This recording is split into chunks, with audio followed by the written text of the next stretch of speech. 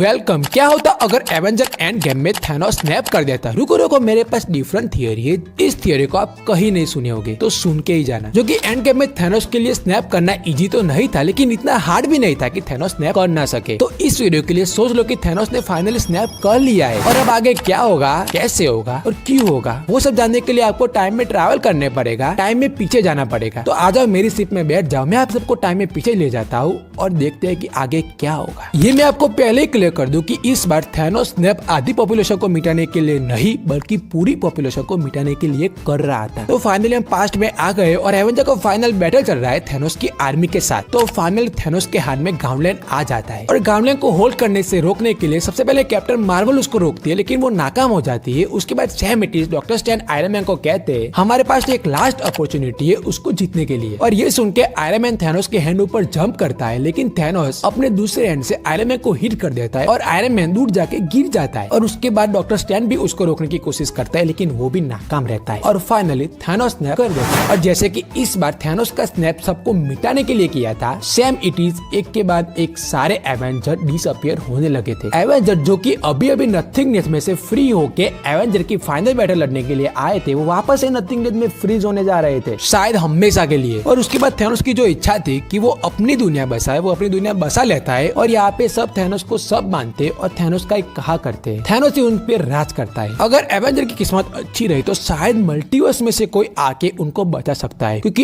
इस यूनिवर्स में से कोई उनको पहचानता भी नहीं है और कोई बचाने वाला भी नहीं है। लेकिन मल्टीवर्स में से कोई बचाने आए उसकी संभावना ना के बराबर है, ऑलमोस्ट जीरो है। क्योंकि अपने मल्टीवर्स ऑफ मैडनेस में देखा ही था कि कैसे एक यूनिवर्स में से दूसरे यूनिवर्स में जाना आसान नहीं है। इसके लिए हमें डार्क होल्ड की जरूरत होती है, जो कि बहुत ही भयानक चीज है। लेकिन एक बार को मान लो कि कोई डार्क होल्ड का यूज करके एवेंजर को बचाने का ट्राई करता है, लेकिन वो फेल हो जाएगा। क्योंकि हमने मल्टीवर्स ऑफ मैडनेस में देखा था कि डार्क होल्ड का यूज करके दूसरे यूनिवर्स में कुछ कंट्रोल करना है, तो जो डार्क होल्ड का यूज कर रहा है उसकी सैम इटिस कॉपी उस यूनिवर्स में प्रेजेंट होनी चाहिए। लेकिन थैनोस ने तो सबको नथिंगनेस में फ्रीज कर दिया स्नैप करके, तो उसकी वजह से एवेंजर के बचने का चांस ऑलमोस्ट ना के बराबर है। तो अब सिर्फ थैनोस का ही राज चलता है, थैनोस ही सब है, थैनोस ही सब करता है। अकॉर्डिंग टू मी ऐसा कुछ दूसरी यूनिवर्स में तो हो चुका होगा, जहाँ पे थैनोस ने स्नैप कर लिया होगा और सारे एवेंजर मिट गए होंगे। लेकिन इस यूनिवर्स में तो ऐसा नहीं हुआ है, ये तो सिर्फ मेरी कहानी। और थैनोस एंड गेम में जीतने ही नहीं वाला था, क्योंकि ऐसा मार्वल वाले चाहते ही नहीं कि एंड गेम में थैनोस जीत जाए। क्योंकि थैनोस अगर एंड गेम में जीत गया तो मार्वल यहीं पे खत्म हो जाएगी, सब कुछ मिट जाएगा। Thank you for watching. Like, subscribe और शेयर करना मत भूलेगा। मिलते हैं अगली वीडियो में।